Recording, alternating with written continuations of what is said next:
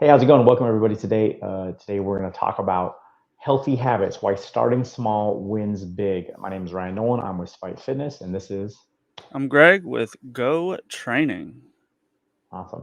So this is another fitness podcast, and hopefully you enjoy everything about it. Healthy habits, healthy winning, how we succeed, what works best for you, and where we go from there. So I'm gonna let Greg start on this topic, but really, healthy habits are what win the game. Yeah, healthy habits, like obviously unhealthy habits stack, and the same is true in the reverse. So like nobody just woke up one day unhealthy, and the same that nobody woke up one day and was just healthy. So um when people are ready to make a change, they're generally ready to get to the end. They want to get to the end before they even begin the process. They want to know how they get to the six pack. They want to be summer ready, even though summer's already started. And it's unfortunately that's not how it works, or fortunately, because I think character is grown in the process as you pursue these healthy habits, and it always starts small. And anybody listening to this, anybody hearing this, just think of a time that you tried to make a health change somewhere around January 1st, and how did it go? Did it stick?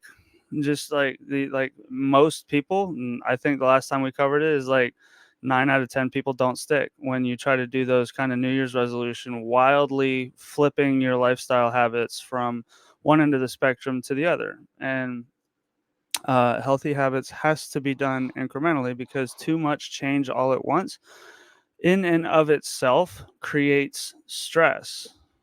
And we all know, like, just read your social media feed or whatever, and you'll be able to come across how stress is number one killer in today, is because everyone is so stressed out and they don't know what to do about it. And so like the last thing we want to do is to try to stack healthy habits too fast, too many all at once, and then that in and of itself just makes your freaking head explode because you can't handle all of those changes all at once. Yeah, it's true, right? Like, luckily for most of us, right, like we realize that habits are a big thing. And again, like all the data shows that most people's New Year's resolutions fail about 2 or 3 weeks in because they realize that they're biting off more than they can chew. And a lot of times diets aren't maintainable because they're unrealistically set. And luckily for us, we can set small, healthy habits one by one, right? So what that looks like generally, like when I'm working with a client, for example, they'll come to me and day one, they'll be like, what homework do I do? My last trainer gave me XYZ to do and a diet plan to follow and all these things to do. And I'll be like, well, your homework this week is to track your food. That's it. I'm not going to tell you to change anything if we can't even track it. And most of them are like, some of them are disappointed. They're like, I don't have any extra homework to do. What do I do at the gym when I'm not here? I'm like, no. Can you track your food? Right. If you succeed at that, we'll add another layer, right? Like at the end of 12 to 16 weeks, we'll have a set of healthy habits. Like usually I start with track your food. Then we start with continue that habit and then walk once a day a week. Then continue that habit and drink more water and continue that habit and go to bed at a regular time, right? Like, and then we build these like maintainable, healthy lifestyle changes that last forever, right? Like if you go to bed earlier, you're probably going to wake up more refreshed. You drink more water, you're probably going to have less of a tired dip in the afternoon. You're also going to feel better. You know, you might feel more full throughout the day if you drink more water, right? Like these are the little like maintainable habits. I know you have a really good story about one of your clients drinking water before too, but it's really the starting small that wins big, right? Like, you know, I've shown people my transformation pictures and people are like, oh man, how do you do that? How do you get there? And I was like, baby steps, like mostly walking, you know? And then, you know, people like, common question I guess, like, oh, how do I get abs like that? I'm like, track your food. I don't know, man. Like, you don't spend all day in the gym doing core workouts. Like, no, why would I? I do like 2 minutes, and then I track my food. And they're like, oh, that sounds really hard. I'm like, it was at first, right? Like day one, it was really hard, right? Like day, 3,000, 6,000, it's less hard, right? I don't know, right? Yeah, And well, I actually, mean, go go on. ahead. No, no, go on. Okay, I was just gonna say, it's just like that's the thing, is like as you're making the changes initially, there's some resistance or even ambivalence to wanting to make that change, or the desire to follow through on that change sticking. But in the same way that you got into your crappy unhealthy routine, you'll get into the healthy routine as you make the commitment to following through. You and I both know at this point, after having eaten the way that we eat now, if we hit the Taco Bell drive-through, we're screwed. Like, there's no way there's no way that my insides would be able to handle that drive-through. And when I was in college, man, I was slamming back shots of vodka and hitting the Taco Bell drive-through. And most of the time, I'm not going to get into who was driving. It was but like, I mean, I was making a lot of bad choices like in college, man, and I could get away with it because my body was just adapted to that kind of unhealthy lifestyle. But as I made those changes, like, I don't want to go back, right? And so that's where people, like, I in some instances, I wish I could give people some small little glimpse of what it feels like where I'm at now. But I guess, like, that would take away the kind of character building that I referenced earlier. Is like, if you don't go through your own journey, then you won't understand what I'm talking about experientially.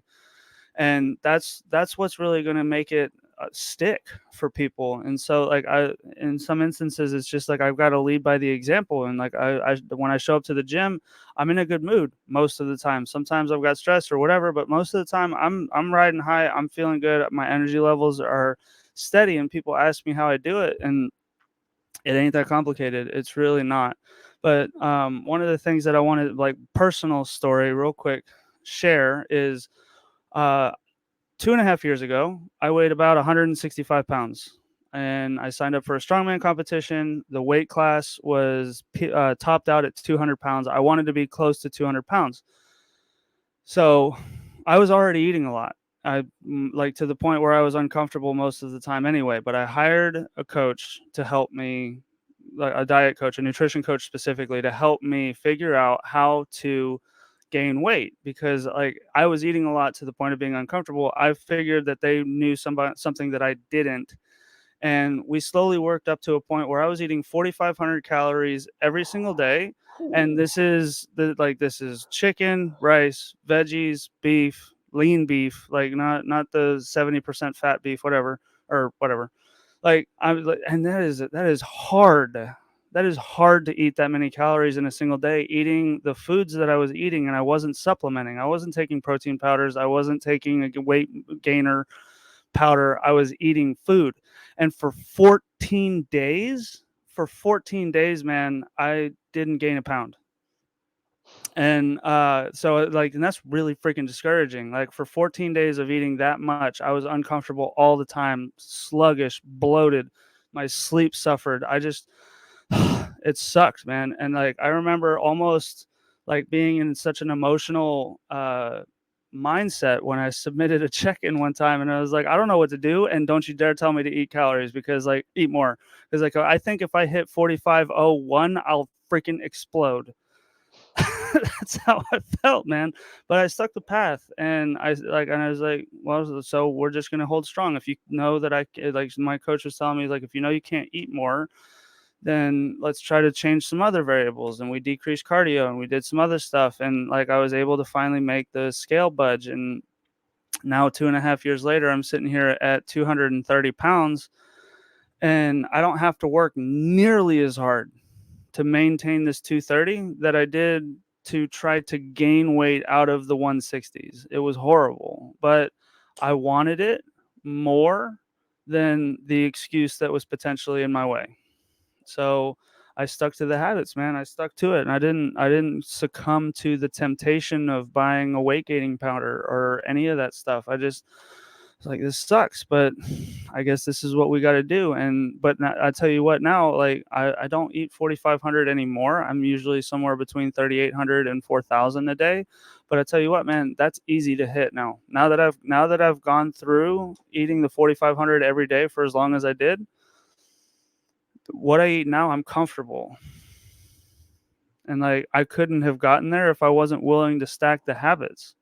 Because I didn't start at 4,500. My coach had me start at 3,000, and we realized that that wasn't making it tip, and it went to 3,300 and 3,600, and then we went to I think we just jumped to 4,000, and we went to 42, and then we went to 45, and then 45 is where I was just like, you're out of your mind if you think I'm eating anymore. That's a lot. That's a crazy amount. But I can totally relate, man. Like I remember my last bulking cycle was at 3,500, and it was brutal. It was brutal. Like eating the healthy food to stay at that point. And this Yep. brings us back to like the mindset of it. And like when people want to change their lives, it's usually a drastic reason, right? And so that's why they attempt drastic changes, right? So a little bit of science behind why we do the things we do. The prefrontal cortex developed under survival situations, right? And so what it tells us to do every day is the exact same thing we did yesterday because we survived yesterday. So the brain doesn't want to change because it knows that the thing it did yesterday caused us to survive, and that the longer we survive, the more likely we'll continue to survive. So that's why changes can be really hard, because the brain's literally fighting you. And so people generally wait until it's something drastic happens, like their health decreases, or they're going to have a kid, or some date is coming, or some serious thing, like maybe a doctor's like, hey, you need to go to the gym, right? And so clients will come and they're like, I want to change everything. And that never works, right? Like the brain's going to fight you actively when you do all those things. And what builds up these healthy habits, like you said about building up the calories, you didn't start at 4,500, right? Like you had this really good goal you wanted. You thought about your why, right? The why is what drives you, right? Like I try to talk about why I want to stay healthy every day, and that's to keep up with my kid. And in long-term old age, I never want to be helped off a toilet, right? Like I saw my great grandma live like 20 years of her life in a nursing home and had to be helped everywhere. I was like, I don't want to, that sounds miserable, right? Like Right. so these keep me going, right? Like the days that I'm, don't want to do my cardio, the days I don't want to go to the gym, I think about these whys, right? And once you have the why, the habits are now just mechanisms to get you there, right? And understanding that if you do small little steps, you'll eventually get to your goal, right? Like how do you walk a mile? You take the first step, right? Like Right. that's always the first thing. And there's people, I'm sure everyone's heard SMART goals: specific, measurable, achievable, realistic, timely. Like cool, you can add as many acronyms as you want to it, but the science is that those work, right? Like specific goals work. I want to work out 3 days a week.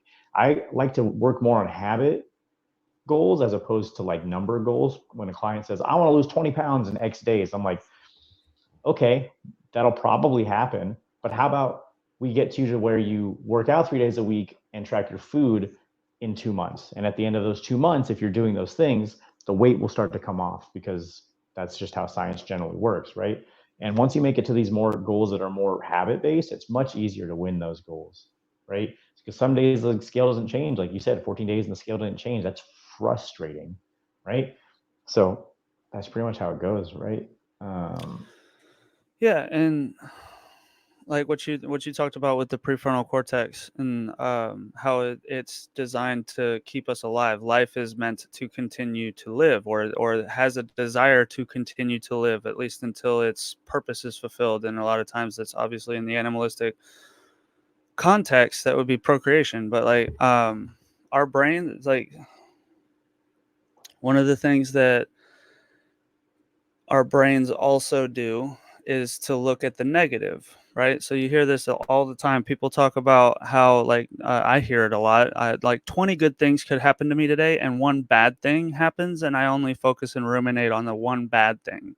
And that one bad thing is the only thing that I can think of. And that's actually ingrained in our psychology, because the one bad thing used to be the snake that was going to bite us as we were going and gathering our food, or the animal that was going to lodge its horn through our side if we weren't paying attention. Like that's the one bad thing. Like people, we live in a world, we live in a lifestyle and a culture that's so new to humanity in the scope of the timeline of humanity, that there's no way that our bodies have evolved into what it is now. Like the drive through is like, there's so many, like there's a caloric abundance, and that's almost never been the case throughout human history. And so like we're supposed to ruminate on the bad things, because the bad thing is going to be the thing that makes the farmer not make the food by the end of the season, or the hunter not be able to get the kill and be able to feed his family or his tribe. Like you have to take this step back and look at how our ancestors lived in that way. And so um I say that to say that when people are trying to make change, my experience working with people is that they get stuck on the negative, and they think it's a bad thing to be stuck on the negative. My question is like, if you're going to do it anyway, how can we make it a positive? Like, how can we take that perspective and shift it? If you know you're a certain way, like, and we're not going to change it, there's no amount of, you can't tell a depressed person to cheer up. You can't tell someone that has issues with food to just eat healthier, whatever. Like, that's not necessarily how you start the process of talking to those kinds of people. And so, if you're gonna, like, when I talk to people and it really confuses them, it's just like, if you're focused on the negatives, then how can you use that negative and turn it into positive action? Because, like, if you're like, my thought process has never improved by doing nothing. My thought process always improved by taking positive action towards a goal, because that's where the dopamine comes in, right? Dopamine, apparently, like a lot of people equate dopamine to the reward transmitter, I guess, but like, it's, I think it's deeper than that. My understanding of it is that the dopamine is the thing that creates the desire to chase after the reward, right? Dopamine is the neurotransmitter that like, if you know there's water, you're going to go in that direction to get the water because you need it. Or you're going to go, like, you're going to sign on to your website and you're going to handle business because that's where you know the reward lies. And so, if you're going to focus on the things that are negative, well, I've got this workplace that always brings donuts, and I've got, like, and my kids aren't on board, so my kids always have unhealthy crackers in the cabinet, and, like, okay, so, and you come up with any laundry list of the negatives, like, I have a long commute, so I don't have time to prep food, or you think you don't have time to prep food. I don't try to change that narrative right off the bat, even though I know that it's usually just a matter of priority. It's not a lack of time. It's just a lack of ability to prioritize differently. But for the people that have this victimization style of thinking, like, I have all of these bad things happen to me. Okay, so let's say that you have you're in the workplace that always brings donuts, and you have such a strong sweet tooth. How can you use that instead? Like, I know for me, like, just my history, like, I don't drink. I can't drink, right? So like, when I go to, well, I don't know about the food necessarily. I do know, but I'm rambling now, so let me try to get back on track. So for me personally, to make this about me, like, if I go to a work function that has alcohol at it, I'm not going to hang around the alcohol. I'm not going to be specifically in front of the serving station that provides the alcohol. I will find a different medium and socialize with people away from it.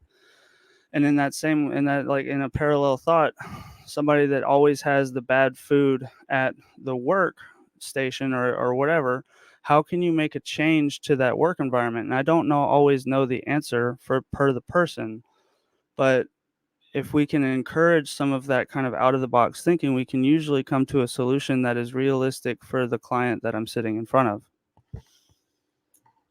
Yeah, yeah. I want to touch on a couple notes of that, right? Like, so dopamine is super important, right? Like, the reason that we have dopamine is because of what you talked about, right? I listened to this great psychologist talk about, like, in the past when we were hunter and gatherers, we would find like a date tree and it would send a spike of dopamine because, cool, we got this great reward. And that was meant to offset the pain scale, because the pain scale usually meant walking for miles to find another one, or searching, or being dehydrated, or having to figure out what the next thing was. So we get this huge dopamine response. And today's society is so skewed because we have less pain issues, right? Like, we can just get more food. We can just order something with a click of a button. We could have it delivered to our house. You could have the best, most nutritious dates delivered at your door without ever having to do anything now. And so we get in this cycle of, like, addiction process, right? And I also don't drink, right? Like, for a lot of reasons. And it's the same concept as you talked about, right? If you know something is there that's going to be negative, how do you treat around it, right? And I really always like to take everything as a learning experience. Like, it's not a failure, it's a learning experience, right? And I do the same thing as you, right? Like, I used to live in a lot of the victim mindset. Like, oh, if you grew up my way, and oh, if I'm just built this way, and like, it's really hard for me to lose weight, and XYZ. I used to tell myself whatever it took, all those reasons, right? And really it was just my habits, right? Like, my habits led to my results. And the day I personally accepted that everything in my life was because of my actions, it became much more freeing, right? Like I was like, cool, maybe I am in control of this and I can change this, right? And it's hard to tell people this sometimes when they're really stuck in that mindset and they don't know how to get out of that mindset. And, you know, I always talk about the greatest, best way to build self esteem is to do esteemable acts, right? And so that's where these small habits start, right? Like if we do one small successful habit every day, your brain's like, okay, we can do this. And then you add another layer to it. And you're like, okay, we can do this. And you add another layer to it. And okay, we can do this, right?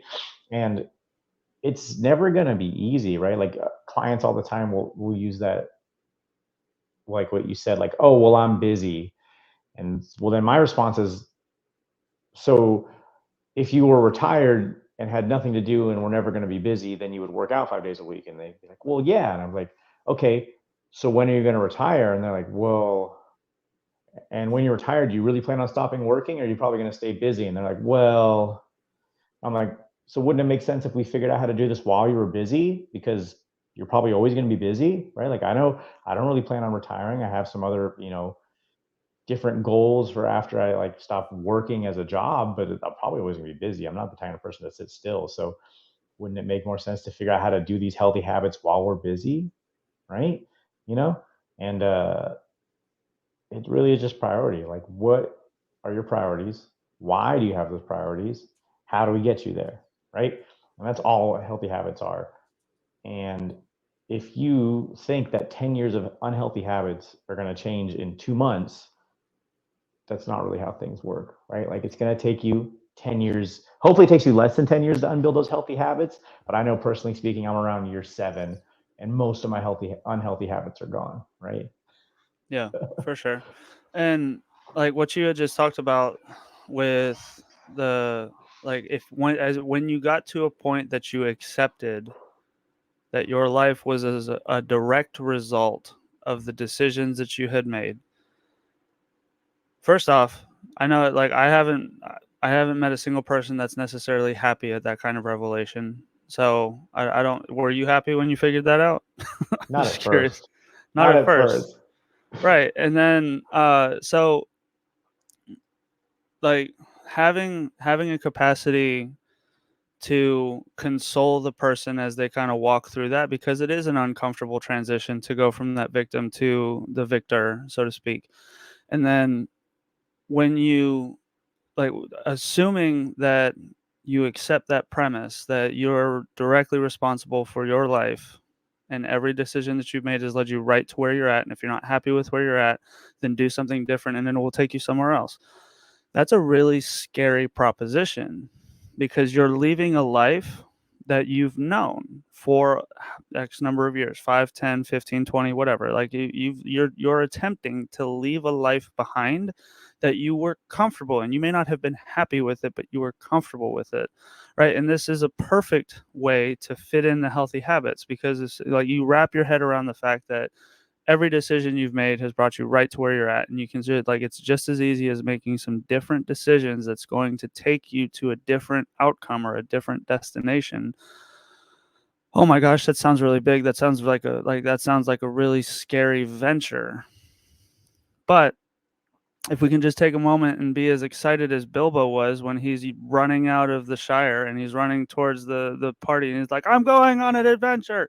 Like if we can like you got to know where you're going first. And he had like to just to just kind of follow that metaphor all the way through to the end. He's like you need companions. You need somebody that's going to like help you stay the course, especially when things get difficult. But where do you start? You start with the healthy habits. You start with going to sleep 15 minutes earlier, or you start with drinking water in the morning, or you start with as you one of your favorite interventions is just to track, because like if you don't have any awareness, there is no ability to like you have no idea what you're trying to change in the first place. Like and you ever try to change something you don't know? What? You can't do that. That doesn't make any sense if you really think about it. So you have to have an awareness. You can't make a new budget not understanding what you did in the last fiscal year. you can't make changes to a budget. You just need to know what you did so you can actually see, oh, wow, I spent too much money here. I spent too much money there. I did not spend enough on this. And wow, these systems were really lacking. Like that's how you kind of look and reevaluate, or like not reevaluate, but to evaluate the decisions that have been made in the past. So if you're going to make changes, you need to know where you've been. And as uncomfortable as a venture as that can be, because sometimes you crack open a food journal and you're like, oh my God, I had a pint of ice cream 4 different times this week. I hit the drive-through 3 times. Oh my God, I had 5 drinks on Saturday. And like all of this stuff adds up and you're like, oh my God, my life's a train wreck. And it's like, it doesn't, like what you mentioned a little bit earlier is like, it's not ever a mistake.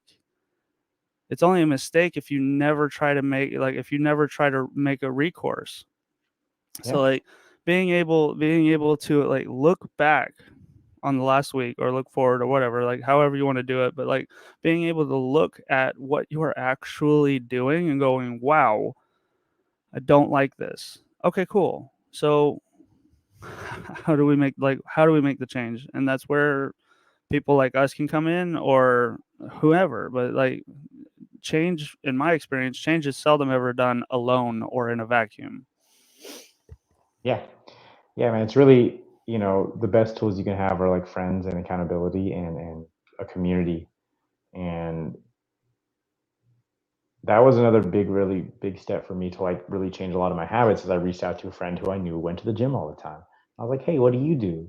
I like the way you look. What do you do? Right. And was all the advice they gave me great? Like, no. But was most of it better than what I was doing? Yeah. And then once I learned enough from them, and I was like, maybe I should ask some more people, right? And then I asked some more people, and then you get in that culture of like people that tend to do the things you do. It's like the old adage about being in a barbershop. You spend long enough time in a barbershop, you're going to get your hair cut. So if you spend time around people that don't want to change or don't have any healthy habits, like maybe it's time to start changing one or two of them, right? And that's really hard too. Like not just changing your own life, but starting to change like some of your decisions around your life. Um, and then there's also the fine line of being flexible, right? Like my wife yesterday wanted to go to In-N-Out. So we went to In-N-Out and I just walked in with my food container and asked for a fork, and they didn't question me or say anything to me, right? Like it's a compromise, but still I was still committed. Like I'm gonna go. If she had happened to order fries, I probably would have ate a couple, but luckily she doesn't eat fries. So I didn't have that problem. I did definitely steal some of their chili peppers and fill my water cup with their water, but I was like, she's ordering, it, you know, and that's like that learning that fine line of like learning to compromise without making other people change around you. And other than that, man, that's pretty much it about habits. If you have any other last minute things, that's pretty much it for me. Just to tie off on like your community, like look at the 5 people you spend the most time with, and that's your future. Hmm. Yeah, that's so true. I always strive to be, and this is for my own self interest, I strive to be the dumbest person in the room because then I have the most to learn, right? Uh, and sometimes that's intimidating, man. I'll be around these like people with like large estates and large businesses, and I'll be like, this is weird. But I take feedback and take suggestions, right? Yeah, the only reason I built the strength that I have is because I've always made sure that I'm the weakest person in the room. Yep, exactly, man. All right, with that, we're going to end it, and then we will see you all next week. Have a great week. Peace.